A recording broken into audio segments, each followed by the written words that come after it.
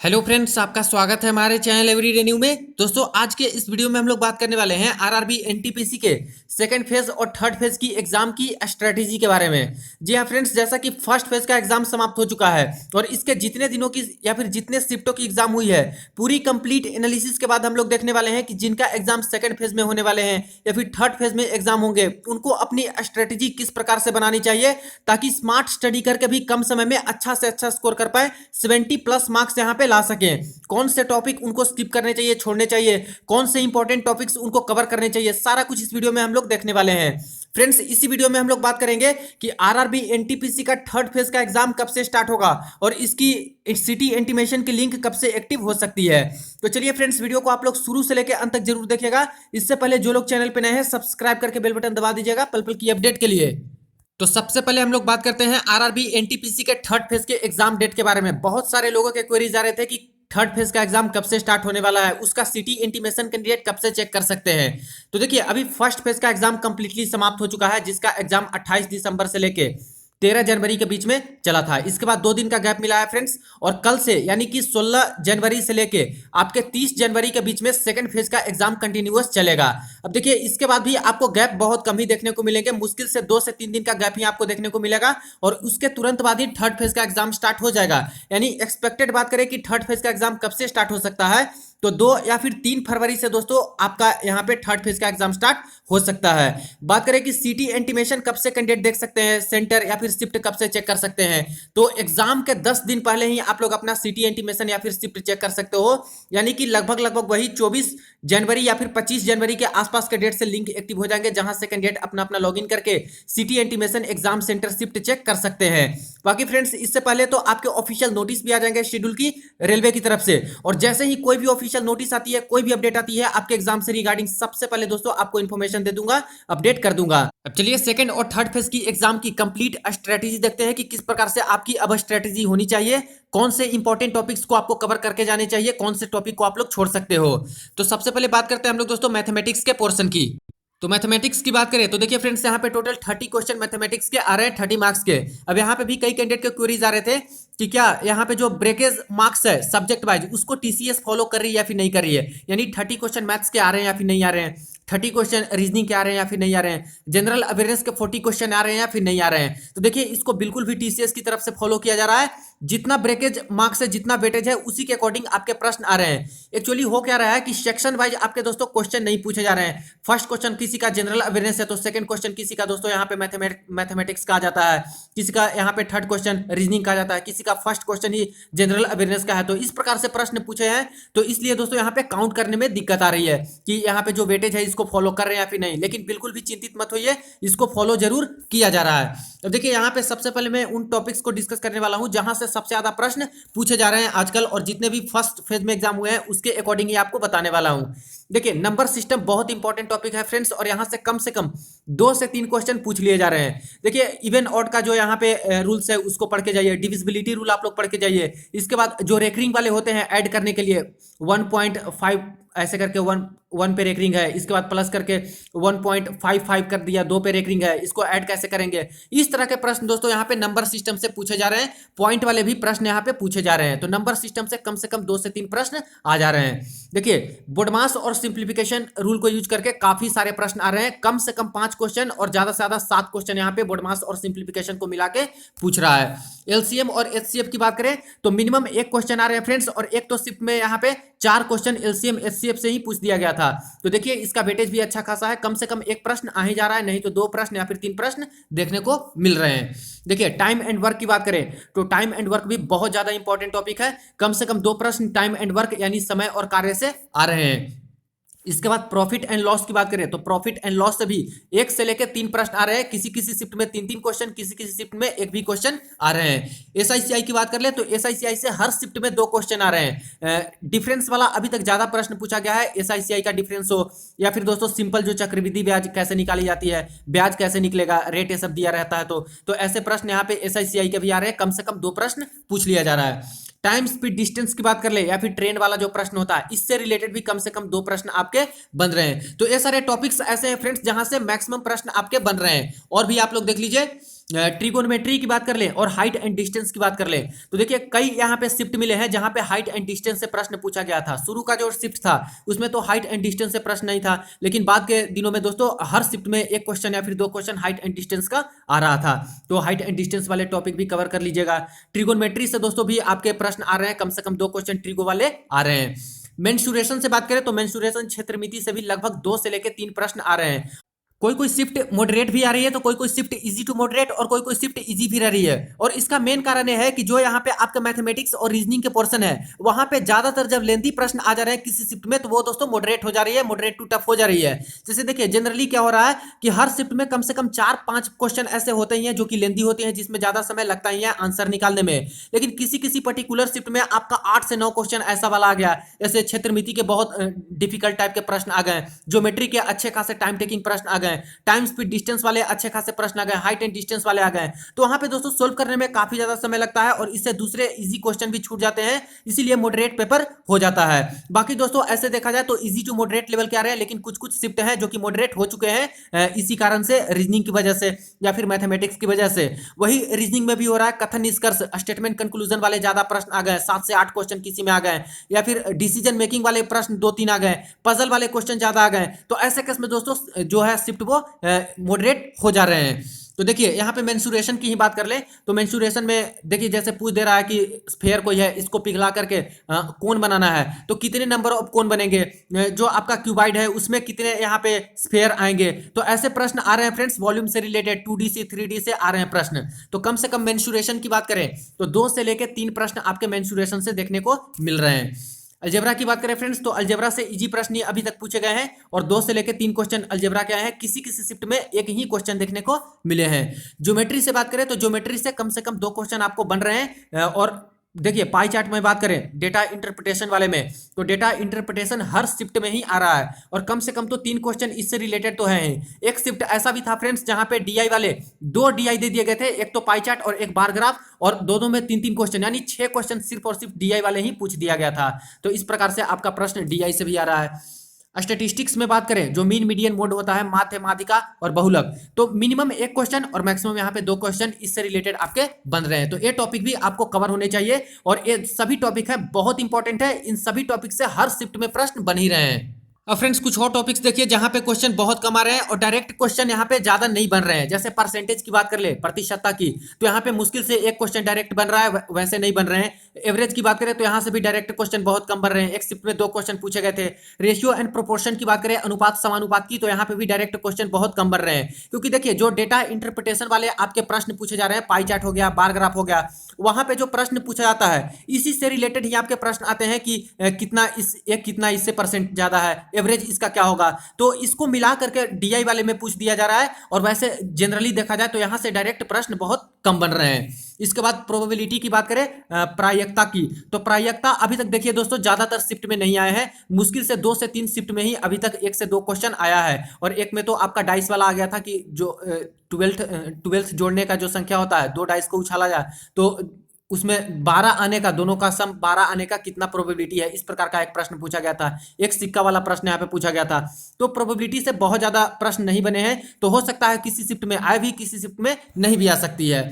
AP GP से बात करें, अर्थमेटिक प्रोग्रेशन से, तो अभी तक 2 शिफ्ट के एग्जाम हुए हैं जहां पे एपीजीपी से प्रश्न पूछा गया है और अर्थमेटिक प्रोग्रेशन से पूछा गया है, तो इसको भी आप लोग कवर करके जा सकते हो फ्रेंड्स। पार्टनरशिप से बात करें तो पार्टनरशिप से भी प्रश्न आए हैं कुछ कुछ शिफ्ट में।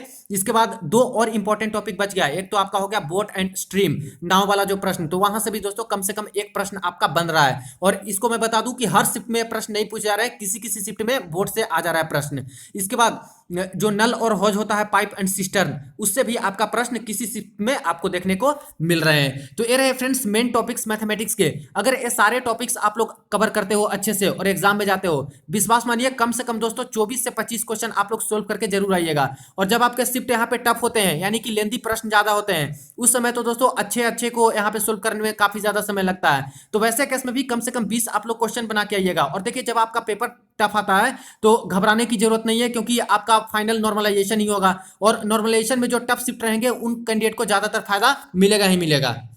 अब बात करते हैं हम लोग रीजनिंग की पोर्शन की। तो देखिए रीजनिंग में टोटल 30 क्वेश्चन पूछे जा रहे हैं 30 मार्क्स के। अब इसमें मोस्ट इंपॉर्टेंट टॉपिक्स की बात करें तो हमारा है स्टेटमेंट एंड कंक्लूजन यानी कथन और निष्कर्ष। और कथन निष्कर्ष से बहुत ज्यादा प्रश्न दोस्तों बन रहे हैं, हर शिफ्ट में ही कथन निष्कर्ष से प्रश्न पूछा जा रहा है। देखिए कुछ कुछ शिफ्ट है जहां पे कथन निष्कर्ष का बहुत ज्यादा प्रश्न दे दिया गया था, जिससे कि पेपर वहां पे मॉडरेट टाइप का हो गया था। जैसे 7 तारीख की बात करें, 7 जनवरी और 8 जनवरी के डेट में जो प्रश्न पूछे गए हैं वहां पे कथन निष्कर्ष वाले लगभग 5 से 7 प्रश्न पूछ लिए गए थे।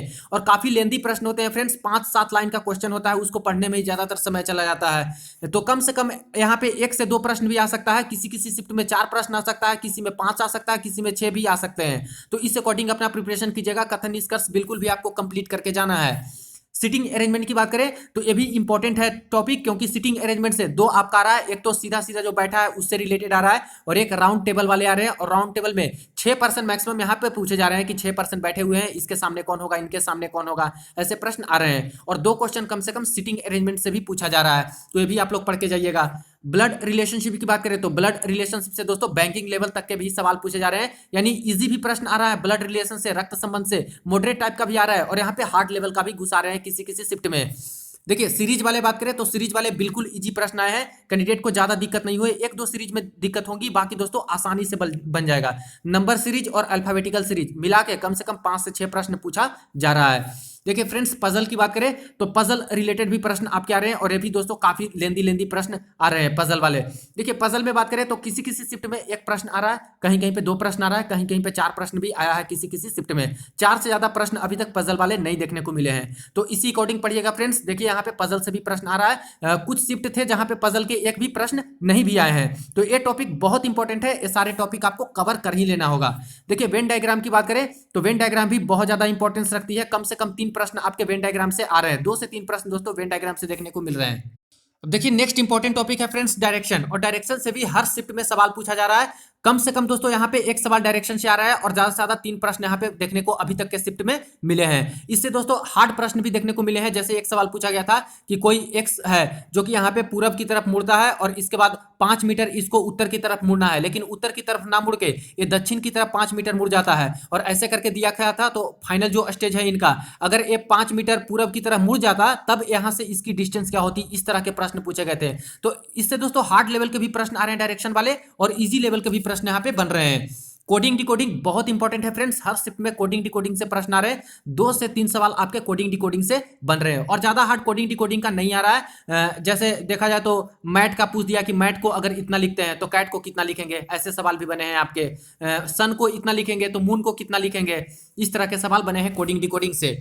देखिए फिगर काउंटिंग की बात करें तो फिगर काउंटिंग अभी तक ज्यादातर शिफ्ट में देखने को नहीं मिली है, लेकिन कुछ कुछ शिफ्ट में फिगर काउंटिंग से देखने को मिले हैं। जैसे 2 शिफ्ट में फ्रेंड्स ट्रेंगल आया था, नंबर ऑफ ट्रेंगल काउंट करने के लिए आया था, और एक शिफ्ट में यहाँ पे स्क्वायर काउंट करने के लिए आया था कि कितना यहाँ पे स्क्वायर है। तो इस तरह के सवाल यहाँ पे बने हैं, तो बहुत कम शिफ्टों में इसका चांस बना है फिगर काउंटिंग का।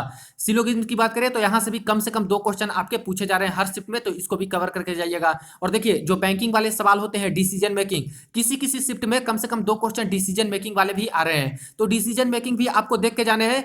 कोई जरूरी नहीं है फ्रेंड्स, किसी के भी शिफ्ट में कोई भी क्वेश्चन आ सकते हैं। तो जितने भी इंपॉर्टेंट टॉपिक्स है उसको मैं यहाँ पे लिख रहा हूँ पूरी एनालिसिस के बाद, जो कि आपका 28 दिसंबर से लेके 13 जनवरी के बीच में जितने शिफ्ट के एग्जाम हुए हैं सबकी मैंने एनालिसिस की है, और सबका दोस्तों यहाँ पे वीडियो भी अपलोड है, और उसका अलग से प्लेलिस्ट भी बनाया गया है। आप लोग उसको जरूर देखिएगा, बहुत ज्यादा हेल्पफुल होगी। और उसी के अकॉर्डिंग आपको बता रहा हूँ कि क्या क्या टॉपिक आपको पढ़ने चाहिए, कौन से टॉपिक स्किप करने चाहिए, कैसे आपके अच्छे स्कोर हो सकते हैं। तो ये सारे टॉपिक बहुत ही जरूरी है। देखिए इसमें से एक और टॉपिक है जो कि एनालॉजी और सिमिलरिटी का होता है, और एनालॉजी और सिमिलरिटी से दोस्तों कम से कम 2 क्वेश्चन यहाँ पे पूछ ले रहे हैं। इसके बाद देखिए फ्रेंड्स जो ऑड वन आउट होता है, ऑड वन आउट से भी हर शिफ्ट में 1 से 2 प्रश्न पूछ ले रहे हैं, और ऑड वन आउट इजी ही आ रहा है, एनालॉजी सिमिलरिटी भी इजी आ रहा है। तो ये सारे टॉपिक्स आपको किसी भी हाल में कंप्लीट करके ही जाना है, क्योंकि मैक्सिमम प्रश्न इसी टॉपिक से अभी तक के शिफ्ट में बने हैं। अब बात करते हैं कि क्या यहाँ पे फिगर काउंटिंग, या फिर जो हमारा डाइस वाला होता है प्रश्न, या फिर कैलेंडर हो गया, क्लॉक हो गया, ये सबसे प्रश्न आ रहे हैं या फिर नहीं आ रहे हैं, पेपर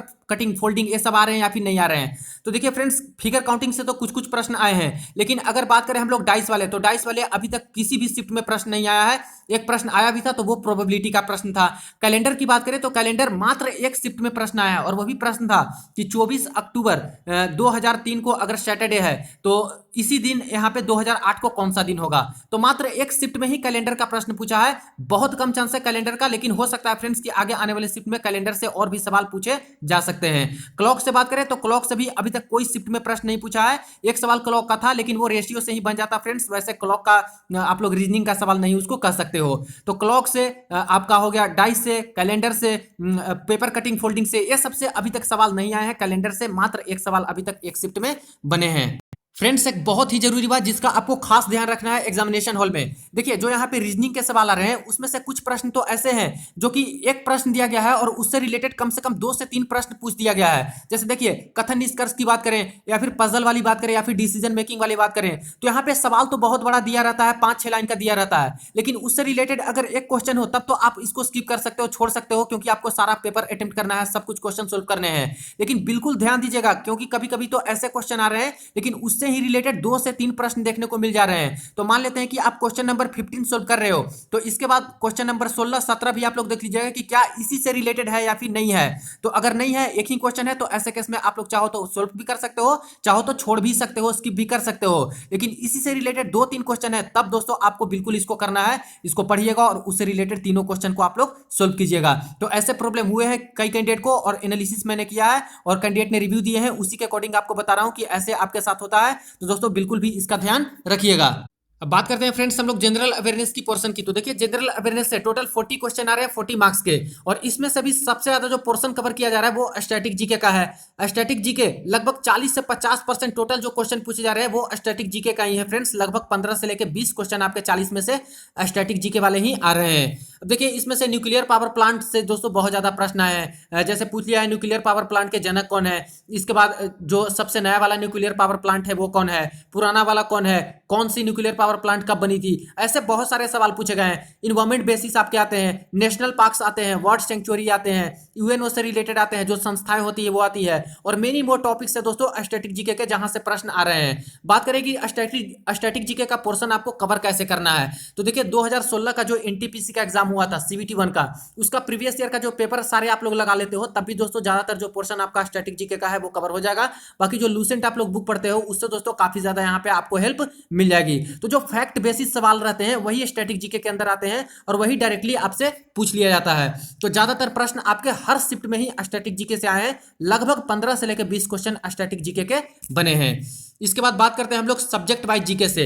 तो देखिए सब्जेक्ट वाइज में सबसे ज्यादा जो वेटेज है वो आपका हिस्ट्री का है, इतिहास का है, और इतिहास में भी देखा जाए तो मॉडर्न हिस्ट्री से सबसे ज्यादा प्रश्न पूछा गया है, आधुनिक इतिहास से सबसे ज्यादा प्रश्न है, और खास करके जो गांधी जी से रिलेटेड प्रश्न है वहां से दोस्तों हर शिफ्ट में कम से कम 2 क्वेश्चन, इंडियन नेशनल कांग्रेस से रिलेटेड दोस्तों कम से कम 1 से 2 क्वेश्चन पूछ ले रहे हैं। इसके बाद जो बुक एंड ऑथर है, और बहुत पुराने बुक एंड ऑथर इतिहास से रिलेटेड जो बुक है उससे भी प्रश्न पूछे गए हैं। आप लोग एनालिसिस देखते हो तो आपको पता होगा फ्रेंड्स कि कौन कौन से बुक यहाँ पे अभी तक पूछे गए हैं। तो हिस्ट्री से ज्यादातर यहाँ पे पोर्शन कवर किया जा रहा है, और लगभग 5 से लेकर 7 क्वेश्चन है सब्जेक्ट वाइज वाले में जो कि इतिहास से ही पूछे जा रहे हैं। ज्योग्राफी से बात करें तो ज्योग्राफी से भी आपको कम सवाल मिलेंगे, कम से कम 2 से 3 सवाल मिलेंगे, और यहाँ पे पावर प्लांट से भी रिलेटेड प्रश्न पूछा गया है कि कौन सी पावर प्लांट है जो कि जर्मनी की मदद से बनी है, बॉक्साइट सबसे ज्यादा कहाँ मिलता है, सोना सबसे ज्यादा कहाँ मिलता है, तो मिनरल और ये सबसे भी प्रश्न पूछे गए हैं फ्रेंड्स। कृषि से रिलेटेड आपके प्रश्न पूछे गए हैं, कहाँ पे सिंचाई सबसे ज्यादा होता है, इस प्रकार के प्रश्न आए हैं। नदी से आपके रिवर से प्रश्न कई बार बने हैं, माउंटेन से बने हैं, पिक से बने हैं, तो ये सारे प्रश्न आपके ज्योग्राफी से दोस्तों अभी तक बने हैं, लेकिन 2 से 3 प्रश्न से ज्यादा अभी तक नहीं पूछा है। पॉलिटी से बात करें या फिर भारतीय संविधान से इससे कम तो 2 क्वेश्चन आपको देखने को मिल रहे हैं हर शिफ्ट में, और मैक्सिमम 4 क्वेश्चन आपको देखने को मिल रहे हैं, और अभी तक ज्यादा कुछ हार्ड यहाँ पे पॉलिटी से प्रश्न नहीं आया है। आर्टिकल बेसिस भी कम से कम 2 से 3 शिफ्ट में आपके सवाल पूछे गए हैं। बाकी नॉर्मली मौलिक अधिकार, मौलिक कर्तव्य, ये सबसे सवाल आपके आए हैं, या फिर प्रियम्बल से रिलेटेड, प्रेसिडेंट, वाइस प्रेसिडेंट, इन सब से रिलेटेड, या फिर गवर्नर से रिलेटेड प्रश्न अभी तक पॉलिटी में बने हैं। इकोनॉमिक्स की बात कर ले तो इकोनॉमिक्स से दोस्तों आपको ज्यादातर प्रश्न आपको देखने को नहीं मिलेंगे, लगभग 2 से 3 प्रश्न देखने को मिलेंगे। किसी किसी शिफ्ट में 1 ही क्वेश्चन मिलेंगे, किसी किसी शिफ्ट में 2 ही क्वेश्चन इकोनॉमिक्स का मिलेगा। और अभी तक के सवाल की बात करें तो मॉडर्न जो इकोनॉमिक्स है उसके फादर पूछ लिया गया था। इसके बाद पूछा गया था दोस्तों जो आपका मिनी रत्न कंपनी होती है, महारत्न कंपनी होती है, कितनी है, उससे रिलेटेड आपके प्रश्न पूछे गए हैं। तो ये सारे सेबी से रिलेटेड आपके प्रश्न पूछे गए हैं, बैंकों के विलय से प्रश्न पूछे गए हैं। तो इकोनॉमिक्स में ये सारे प्रश्न अभी आए हैं। तो इकोनॉमिक्स अगर बात करें कि ये सारे टॉपिक्स आपको किस बुक से पढ़ने चाहिए, तो देखिए सभी के पास लूसेंट की तो बुक होती है, तो लूसेंट का बुक आप लोग इसको फॉलो कर सकते हो इन सभी टॉपिक को कवर करने के लिए। बाकी एक्स्ट्रा आप लोग मत पढ़िएगा फ्रेंड्स, ज्यादातर कोई साइड बुक आपके पास हो जिसको आप लोग स्टडी करते हो उसको भी आप लोग देख सकते हो। बाकी लूसेंट से आपका काम चल जाएगा जिस प्रकार का अभी तक प्रश्न पूछा गया है। फ्रेंड्स बात करते हैं हम लोग साइंस के पोर्शन की। तो देखिए साइंस से अभी तक बहुत ही कम यहाँ पे वेटेज देखने को मिले हैं, बहुत कम प्रश्न देखने को मिले हैं। और खास करके एक शिफ्ट था जहां पे सबसे ज्यादा प्रश्न साइंस को देखने को मिला है, 5 से 7 क्वेश्चन वहां पे पूछे गए थे साइंस के। बाकी सारे शिफ्ट में वही 4 से 5 क्वेश्चन ही देखने को मिले हैं। बायोलॉजी को ज्यादा कवर किया जा रहा है, जैसे 2 से 3 क्वेश्चन है जो कि बायो के प्रश्न पूछे जा रहे हैं। किसी किसी शिफ्ट में 2, किसी किसी शिफ्ट में 3 यहाँ पे बायोलॉजी वाले प्रश्न आ रहे हैं। फिजिक्स से बात करें भौतिकी से, तो 1 प्रश्न या फिर 2 प्रश्न देखने को मिल रहे हैं। और केमिस्ट्री से भी वही दोस्तों 1 से 2 प्रश्न ही देखने को मिल रहे हैं। देखिए जो जनरल अवेयरनेस का पोर्शन है वो बहुत ज्यादा है, इनफाइनाइट कह सकते हो दोस्तों, कहां से कौन सा प्रश्न पूछा जाए ये मुश्किल है। तो इसीलिए इसको पढ़ना भी अच्छे से होता है, और जितना ज्यादा आपके पास नॉलेज होगा, जितना ज्यादा पढ़िएगा उतना ज्यादा फायदा होगा। क्योंकि जो करंट अफेयर का पोर्शन है वो तो खास करके दोस्तों ये लोग 2018 से भी पूछ दे रहे हैं, 2019 का भी पूछ दे रहे हैं, 2020 का भी पूछ दे रहे हैं, 2017 का भी करंट अफेयर पूछ रहे हैं ये लोग। तो मुश्किल है कि सारा कुछ यहाँ पे कवर किया जाए, लेकिन कुछ कुछ इंपॉर्टेंट जो घटना हो चुकी है 2018 में, 2017 में, 2019 में, वो सारे भी देख के जाइएगा। जो सिलेक्टेड उससे भी सवाल आपके आ सकते हैं। तो साइंस को बहुत कम अभी तक यहाँ पे वेटेज देखने को मिला है साइंस से, और लगभग वही 4 से 5 क्वेश्चन देखने को अभी तक मिले हैं शिफ्ट में। अब बात करते हैं फ्रेंड्स हम लोग करंट अफेयर्स की। देखिए करंट अफेयर्स बहुत जरूरी है, और खास करके 2019 और 2020 का करंट अफेयर आपको पढ़ के जाना होगा। 2020 से ज्यादातर प्रश्न आ रहे हैं, 2019 से किसी किसी शिफ्ट में ज्यादा आ रहे हैं। वेटेज की बात करें तो अभी तक शुरू में तो 4 से 5 क्वेश्चन करंट अफेयर के पूछे जा रहे थे, लेकिन बाद में वेटेज इसका बढ़ा है और लगभग 7 से लेकर 9 क्वेश्चन है जो कि आपके करंट अफेयर के पूछ लिए जा रहे हैं। 2019 और 2020 का कम से कम आप लोग इतना पढ़ के जाइएगा। कुछ इंपॉर्टेंट टॉपिक्स की बात करें करंट अफेयर्स में, तो देख लीजिए गेम्स एंड स्पोर्ट्स, यानी खेल संबंधी से आपके प्रश्न आ रहे हैं, और हर शिफ्ट में खेल संबंधी से आ रहे हैं। जैसे क्रिकेट वर्ल्ड कप का हो गया, इसके बाद फीफा का हो गया, टेनिस वाला हो गया फ्रेंड्स, जिसमें हाल फिलहाल ही पूछा था ऑस्ट्रेलिया ओपन में कौन सी महिला ने खिताब जीता है। इसके बाद जो आपका शूटिंग है उससे प्रश्न पूछे गए हैं, 10 मीटर एयर राइफल से रिलेटेड।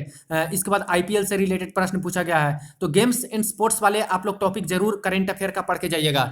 इसके बाद देखिए अवार्ड्स एंड ऑनर्स की बात करें, पुरस्कार और सम्मान की, तो सारे तरह के जो अवार्ड्स एंड ऑनर्स हैं उसको पढ़ के जाइएगा फ्रेंड्स। जो आपका नोबेल प्राइज हो गया, इसके बाद भारत रत्न हो गया, पद्मश्री, पद्म भूषण, पद्म विभूषण, ये सारे आप लोग टॉपिक देख के जाइएगा। इसके बाद जो फिल्म फेयर अवार्ड होते हैं, आईफा अवार्ड होते हैं, ऑस्कर अवार्ड से भी प्रश्न पूछा गया था कि बेस्ट मूवी का ऑस्कर अवार्ड किसे दिया गया है। तो यहाँ से भी प्रश्न आपको बन सकते हैं, और बने भी हैं फ्रेंड्स, और आगे की शिफ्ट में भी आ सकते हैं। तो अवार्ड्स एंड ऑनर्स वाले सारे टॉपिक कवर कर लीजिएगा। समिट से भी प्रश्न बने हैं फ्रेंड्स, और शिखर सम्मेलन से भी प्रश्न बना है। ब्रिक्स का शिखर सम्मेलन, जैसे 11वां ब्रिक्स का शिखर सम्मेलन कहाँ पे आयोजित होगा, ये सारे प्रश्न आपके बने हैं। तो डिफरेंट जो समिट्स हुए हैं, शिखर सम्मेलन हुए हैं, उसको भी देख के जाना है आपको। और ये सारे टॉपिक हैं, आपको किसी तरह से आने ही चाहिए, क्योंकि सबसे ज्यादा प्रश्न अभी तक इन्हीं सारे टॉपिक से पूछा गया है, इन्हीं सारे टॉपिक को कवर भी किया गया है। देखिए इंडेक्स की बात करें तो इंडेक्स से भी प्रश्न आपका बना है, सूचकांक से। और एचडीआई इंडेक्स भी पूछा था फ्रेंड्स की किसके द्वारा जारी होता है, तो यूएनडीपी। अब यूएनडीपी का फुल फॉर्म भी पूछ लिया गया था। फर्स्ट रैंक पे कौन सा देश है, तो नॉर्वे। इस तरह से इंडिया की रैंकिंग क्या है एचडीआई इंडेक्स में, तो इस तरह से सवाल बने हैं। वर्ल्ड कॉम्पिटिटिवनेस इंडेक्स भी यहाँ पे पूछा गया है, हंगर इंडेक्स, हैप्पीनेस इंडेक्स, सब कुछ आप लोग पढ़ के जाइएगा, सवाल बनेगा यहाँ से। देखिए नेशनल एंड इंटरनेशनल इश्यूज की बात करें तो यहाँ से भी आपके सवाल बने हैं। जैसे पूछा था जो हाल फिलहाल में यहाँ पे धारा 377 के ऊपर 2 महिला जो यहाँ पे केस लड़ी थी, उसके रिलेटेड यहाँ पे प्रश्न पूछ लिया गया था राष्ट्रीय से। अंतर्राष्ट्रीय में बात करें तो दोस्तों यहाँ पे जो चाइना और इंडिया के बीच में जो सीमा विवाद है उससे रिलेटेड 2018 का करंट अफेयर से रिलेटेड आपके प्रश्न पूछे थे। तो राष्ट्रीय और अंतर्राष्ट्रीय घटना है उससे भी आपके सवाल बन रहे हैं। जो यहाँ पे ऑनर मिलते हैं प्रेसिडेंट को, प्राइम मिनिस्टर को, फॉर्मर यहाँ पे जो हमारे कैबिनेट मिनिस्टर होते हैं, कहीं देश में घूमने जाते हैं, तो वहाँ पे जो सम्मान उनको दिए जाते हैं उससे भी रिलेटेड आपके प्रश्न बन रहे हैं। अब देखिए एक अपॉइंटमेंट भी आप लोग पढ़ के जाइएगा, नियुक्तियां जो लेटेस्ट में हुई है उससे रिलेटेड भी। जैसे पूछा था फ्रेंड्स की जो अटॉर्नी जनरल भारत के हैं लेटेस्ट में कौन है, आपके चीफ जस्टिस जो है सीजीआई है इंडिया के, वो कौन है। तो नियुक्तियां भी आप लोग देख के जाइएगा, इससे भी प्रश्न बन रहा है। ब्रांड एम्बेसडर से बात करें तो ब्रांड एम्बेसडर से भी प्रश्न देखने को मिले हैं, बहुत कम देखने को मिले हैं, लेकिन दोस्तों क्वेश्चन मिला है। जैसे पूछा था कि ला लीगा का ब्रांड एम्बेसडर कौन है, तो ये आपका पूछा है। एक प्रश्न तो पूछा था कि जो यूनेस्को है, यूनेस्को का ब्रांड एम्बेसडर सबसे कम उम्र की कौन है, तो ये भी आपका पूछा गया है, ब्रांड एम्बेसडर से ही रिलेटेड है। तो ये सारे टॉपिक बिल्कुल ही कवर करके जाइएगा।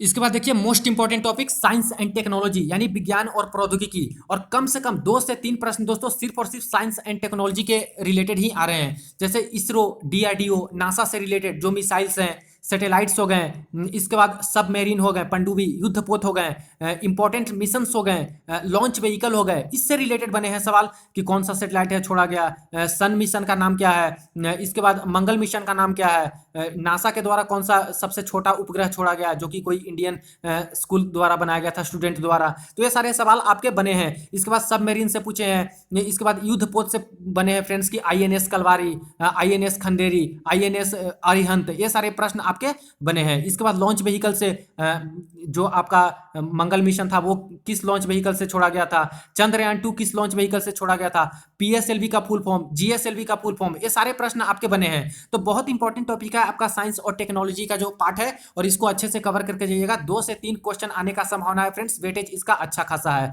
बार्क यानी जो भाभा एटॉमिक रिसर्च सेंटर होता है वहां से आपका प्रश्न बना है फ्रेंड्स, बार्क से रिलेटेड। जो यहाँ पे विक्रम साराभाई स्पेस सेंटर है उससे प्रश्न आपका बना है, सतीश धवन स्पेस सेंटर है उससे रिलेटेड प्रश्न आपके बने हैं। तो इन सभी टॉपिक को जरूर कवर कर लीजिएगा। अब नेक्स्ट है कंप्यूटर। देखिए फ्रेंड्स, बेसिक कंप्यूटर आपको आने चाहिए। कम से कम 2 से 3 सवाल कंप्यूटर के बन रहे हैं, और हर शिफ्ट में यहाँ पे 2 से 3 सवाल बन रहा है, ऐसा नहीं है कि किसी में नहीं पूछा जा रहा है, हर शिफ्ट में ही 2 से 3 सवाल। सबसे पहले इसमें टॉपिक की बात करें तो बेसिक्स ऑफ कंप्यूटर आपको क्लियर होना चाहिए कि कंप्यूटर की खोज किसने की थी, कब बनी थी, इसका फादर कौन है, क्या क्या इसमें जो बेसिक जो डिवाइस होते हैं उसमें होते हैं, ये सारा आपको कवर कर लेना है। फुल फॉर्म मोस्ट इंपॉर्टेंट है, हर शिफ्ट में कम से कम एक फुल फॉर्म आ रहा है, और फुल फॉर्म जो एनालिसिस आप लोग देखते हो उसको भी कवर करते जाइएगा, उसको भी लिख के याद करते जाइएगा, क्योंकि ज्यादातर जो क्वेश्चन है दोस्तों रिपीट भी हो जा रहे हैं फुल फॉर्म, और खास करके किसी किसी शिफ्ट में तो 2 क्वेश्चन रिपीट हो रहे हैं, कहीं कहीं पे 1 क्वेश्चन रिपीट हो रहे हैं किसी किसी शिफ्ट में, और एक तो शिफ्ट ऐसा था फ्रेंड्स जहां पे 4-4 क्वेश्चन एक सेकंड शिफ्ट में रिपीट हो चुका था। तो एनालिसिस देखते हो तो उसका जरूर आप लोग फायदा उठाइएगा और उसको कवर करते जाइएगा सारे टॉपिक को, उससे आपको फायदा जरूर मिलेगा।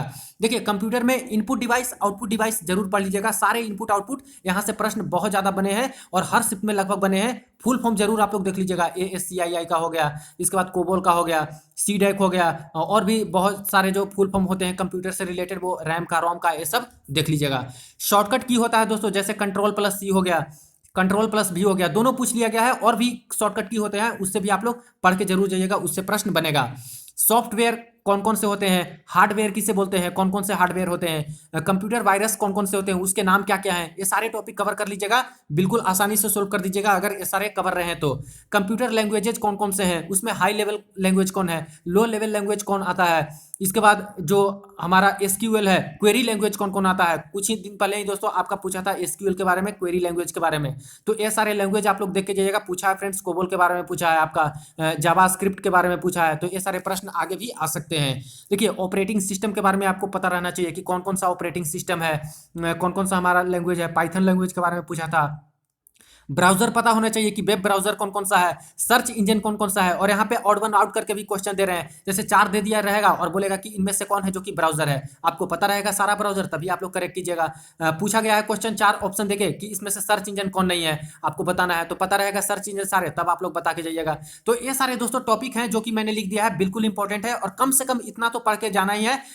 हो सकता है कि आपसे सारा कुछ कवर ना हो, लेकिन मिनिमम इतना आप लोग कवर करके जाइएगा। अब फ्रेंड्स कुछ मोस्ट इंपॉर्टेंट टॉपिक्स हैं जिसको आपको बिल्कुल ही कवर करके जाना चाहिए, बिल्कुल कंप्लीट करके जाना चाहिए, क्योंकि 100% चांसेस है कि यहाँ से सवाल आपके बनते ही बनते हैं और बने भी हैं हर शिफ्ट में। देखिए UNO से आपको पढ़ के जाना है, और अदर जो इंटरनेशनल ऑर्गेनाइजेशंस हैं, संस्थाएं हैं, वहां से आपको क्लियर करना है। पूछा कैसे जाएगा फ्रेंड्स, तो UNO का हेडक्वार्टर पूछ लिया जाएगा, WHO का हेडक्वार्टर, WTO का हेडक्वार्टर, ब्रिक्स का, ADB का, इसके बाद आपसे पूछ लिया जा सकता है ब्रिक्स का सम्मेलन, उससे पूछ लिया जाए फ्रेंड्स, इसके बाद आसियान का, ये सारे आप लोग कवर करके जाने हैं। ओपेक का भी पूछा गया है हेडक्वार्टर, तो ये सारा टॉपिक्स आपको क्लियर करना है। देखिए फॉर्मेशन ईयर भी आपको पढ़ना है कि कब बनी थी, UNO कब बनी थी, WTO कब बनी थी, WHO कब बनी थी, हेड उनके हेड कौन है, यानी कि जो यहाँ पे सेक्रेटरी होते हैं, UNO का सेक्रेटरी कौन है, इसके MD कौन है, हेड कौन है, तो ये सारे भी आपको क्लियर करना है। जो इंटरनेशनल ऑर्गेनाइजेशन है इसके। इसके बाद नंबर ऑफ मेंबर्स, और कहाँ पे इसका दोस्तों हेड क्वार्टर है वो तो आपको बता ही दिया। नंबर ऑफ मेंबर्स कितने हैं, यूएनओ में कितने हैं, डब्ल्यूटीओ में कितने हैं, डब्ल्यूएचओ में कितने हैं। इसके बाद दोस्तों जो आपका हो गया बिम्स्टेक में कितने मेंबर्स हैं, आसियान में कितने मेंबर्स हैं, ब्रिक्स में कितने मेंबर्स हैं। करेंट घटना जो हाल फिलहाल में हुई है, जैसे ब्रिक्स से रिलेटेड कुछ हाल फिलहाल में हुआ है तो उससे रिलेटेड आपको पढ़ना है। एशियन डेवलपमेंट बैंक ने किसी को लोन दिया है या फिर कितना कोई घाटा में है, उससे रिलेटेड करंट कोई है तो उसको आपको पढ़ लेना है। ब्रिक्स से रिलेटेड आपको पढ़ लेना है। यूएनओ का कुछ नया सेक्रेटरी बना है या फिर कुछ मेंबर, परमानेंट मेंबर या फिर नॉन परमानेंट मेंबर कोई बनी है या फिर कोई हटी है, तो इस तरह से आपको पढ़ लेना है। तो इतना सारा दोस्तों इंटरनेशनल ऑर्गेनाइजेशन से कम टॉपिक आपको कवर कर लेना है। उनके हेडक्वार्टर्स, फॉर्मेशन ईयर, उनके हेड, नंबर ऑफ मेंबर्स और करंट की जो घटना है उससे रिलेटेड, इतना कर लीजिएगा, आसानी से आप लोग सोल्व कर दीजिएगा। देखिए नेक्स्ट इंपॉर्टेंट टॉपिक है नोबेल प्राइज विनर्स, और नोबेल प्राइज विनर से भी बहुत सारे शिफ्ट में क्वेश्चन आए हैं। करंट का भी आया है, लेटेस्ट का भी, जो 2020 के विनर कौन है फिजिक्स के, केमिस्ट्री में कौन जीते हैं, तो इस तरह से फिजिक्स का आया था कि पेनरोज किसके हैं विनर, तो फिजिक्स में पेनरोज को मिला था। इसके बाद 2019 का भी पूछा है फ्रेंड्स कि 2019 में शांति का पुरस्कार किन्हें मिला है, तो अभी अहमद को मिला था, तो 2019 का भी पूछा है। तो कम से कम 2019 और 2020 का नोबेल प्राइज विनर पढ़ लीजिएगा, और पुराने जो नोबेल प्राइज विनर है उसको भी एक दोस्तों सरसरी निगाहों से देख लीजिएगा, जो इंडिया के जो रिलेटेड खास करके जो है उनका देख लीजिएगा। और करंट जो यहाँ पे घटनाएं हुई है ओल्ड, वो सारे कुछ आप लोग नोबेल प्राइज से पढ़ लीजिएगा।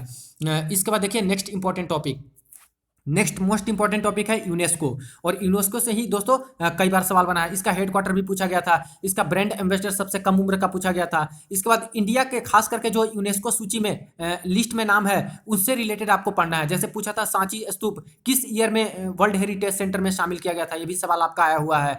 इसके बाद वर्ल्ड का भी आपको पढ़ना है। वर्ल्ड से पूछा गया था कि टोटल वर्ल्ड में कितने ऐसे हेरिटेज सेंटर हैं जिसको यूनेस्को हैंडल अभी करती है, तो इंडिया में तो टोटल 38 है टोटल, लेकिन फ्रेंड्स वर्ल्ड में कितना हो जाएगा, तो ये सारे सवाल भी बने हैं। तो यूनेस्को बहुत इंपॉर्टेंट टॉपिक है, इसको आप लोग को कवर कर लेना है, क्लियर कर लेना है। देखिए इन्वायरमेंट भी दोस्तों अपने आप में ही बहुत अच्छा यहाँ पे टॉपिक है, कम से कम 3 सवाल या फिर 2 सवाल यहाँ पे बन रहा है इन्वायरमेंट से रिलेटेड। कभी कभी इजी भी सवाल आ रहे हैं, कभी कभी दोस्तों यहाँ से थोड़ा अच्छा खासा भी सवाल आ रहा है जो कि पढ़ा हुआ नहीं है। तो इन्वायरमेंट से रिलेटेड आपका टाइगर एक्ट कब आया, जो पर्यावरण अधिनियम कब आया, ये सारा आप लोग देख के जाइएगा फ्रेंड्स। चिपको आंदोलन, एपिको आंदोलन, ये सब पूछा गया है प्रश्न। इन्वायरमेंट डे कब बनाया जाता है, ये सारा कुछ आप लोग देख के जाइएगा। इसकी थीम क्या थी, बायोडाइवर्सिटी, ये सब कुछ आप लोग देख के जाइएगा इन्वायरमेंट से रिलेटेड। सेंट्रल गवर्नमेंट की स्कीम और स्टेट गवर्नमेंट की स्कीम और इंपॉर्टेंट जो एप्स होते हैं निकाले जाते हैं, उससे भी सवाल बन रहे हैं। जैसे आप लोग एनालिसिस देखते हो तो पता होगा कि जो सेंट्रल गवर्नमेंट की स्कीम है वहां से बहुत सारे सवाल बने हैं और रिपीट भी बहुत सारे प्रश्न हुए। जन धन योजना हो गया, सुकन्या समृद्धि योजना हो गया, बेटी बचाओ बेटी पढ़ाओ आंदोलन हो गया, ये सारे प्रश्न पूछे गए हैं, रिपीट भी हुए हैं। इसके बाद जो आपका सौभाग्य आंदोलन, सौभाग्य यहाँ पे मिशन था दोस्तों, कुछ दिन पहले पूछा। इसके बाद गंगा कुछ ऐसे करके ग्राम गंगा योजना है, वो यहाँ पे सवाल पूछे गए हैं। इससे रिलेटेड मिनिस्ट्री भी आपको पढ़ने हैं कि कौन सा जो मिशन चलाया गया उससे रिलेटेड मिनिस्ट्री कौन सी है, कौन मंत्रालय के अंतर्गत वो आता है। जैसे पूछा था कि ग्राम गंगा योजना जो है किस मंत्रालय के अंतर्गत आता है, तो ऐसे भी आपको पढ़ के जाना है। तो सेंट्रल गवर्नमेंट की स्कीम, स्टेट गवर्नमेंट की जो स्कीम निकाली गई है कुछ कुछ, वो आपको इंपॉर्टेंट एप्स और किस मंत्रालय के अंतर्गत आता है वो भी आपको देख लेना है। इसके बाद देखिए books and author, most important. किसी किसी शिफ्ट में 2-2 बुक आ रहे हैं, किसी किसी शिफ्ट में 1-1 बुक आ रहे हैं, और किसी किसी शिफ्ट में दोस्तों एक भी बुक नहीं आ रहा है। अब देखिए जो बुक आ रहे हैं सबसे ज्यादा दोस्तों ओल्ड बुक आ रहा है, पुराना किताब सबसे ज्यादा आ रहा है। हिस्ट्री से रिलेटेड जो किताबें हैं फ्रेंड्स, हिस्ट्री वाली वो ज्यादातर आ रही हैं, और नई वाली भी कुछ कुछ बुक्स आ रही है। और खास करके वैसे बुक्स पूछे जा रहे हैं जिन जो बुक काफी ज्यादा फेमस है, या तो उनको मान बुकर पुरस्कार उसके ऊपर मिला है या फिर नोबेल पुरस्कार मिला है। जैसे पूछा था द व्हाइट टाइगर के बारे में कि द व्हाइट टाइगर बुक किनके द्वारा लिखा गया है, या फिर अरुंधति राय को किस बुक के लिए मान बुकर प्राइज मिला है। इस तरह से प्रश्न, a god of small thing किसने लिखा है, नोबेल प्राइज वाला जो बुक है जो शांति के लिए कुछ को मिला है, वहां से प्रश्न पूछ दिए गए थे। तो बुक्स एंड ऑथर आप लोग जरूर देख के जाइए। ओल्ड बुक ज्यादा पढ़िएगा फ्रेंड्स, और नई बुक भी आप लोग देख के जाइए। और जो फेमस बुक है जिसके लिए मान बुकर पुरस्कार या फिर नोबेल पुरस्कार मिला है, वैसे बुक भी आप लोग देख के जाइएगा। तो फ्रेंड्स ये रहे जनरल अवेयरनेस के मोस्ट इंपॉर्टेंट टॉपिक्स, जिसको आपको अच्छे से कंप्लीट करके ही जाना है एग्जाम हॉल में, क्योंकि अभी तक एनटीपीसी में मैक्सिमम जो प्रश्न आए हैं जनरल अवेयरनेस के, इन्हीं सारे टॉपिक को टारगेट किया गया है। इन्हीं सारे टॉपिक से दोस्तों प्रश्न आपके पूछे गए हैं। तो जिनका भी सेकंड फेज में एग्जाम होने वाला है, थर्ड फेज में एग्जाम होगा, ये सारे टॉपिक दोस्तों कम से कम आप लोग 100% कंप्लीट करके ही जाइएगा। वैसे देखा जाए तो जनरल अवेयरनेस का जो पोर्शन है फ्रेंड्स, वो काफी ज्यादा वास्ट है, बहुत ज्यादा वास्ट सिलेबस है, इनफाइनाइट है, अनंत है, इसकी कोई सीमा ही नहीं है। जितना भी पढ़ो दोस्तों वो कम ही है। लेकिन फिर भी जिनका एग्जाम सेकंड फेज में होगा या फिर थर्ड फेज में होगा, ये सारे टॉपिक जरूर आप लोग देख लीजिएगा, क्योंकि फर्स्ट फेज में जितने भी शिफ्ट में एग्जाम हुए हैं सभी की एनालिसिस के अकॉर्डिंग दोस्तों बता रहा हूं, यही सारे टॉपिक से आपके सवाल अभी तक बने हैं। तो ये सारे टॉपिक कवर करके आपको जाना ही होगा और अच्छे से पढ़ लीजिएगा फ्रेंड्स। तो मैं आपको बताता हूं कम से कम 30+ क्वेश्चन आप लोग अच्छे से सोल्व करके आइएगा, और वो भी बिल्कुल सही सही सोल्व करके आइएगा, अगर ठीक से पढ़ लेते हो तो, कवर कर लेते हो तब। तो फ्रेंड्स वीडियो अच्छी लगी हो तो लाइक जरूर करें, शेयर जरूर कीजिएगा दोस्तों के साथ, और चैनल को सब्सक्राइब करके बेल बटन दबा दीजिएगा रेलवे भर्ती की पल पल की अपडेट के लिए।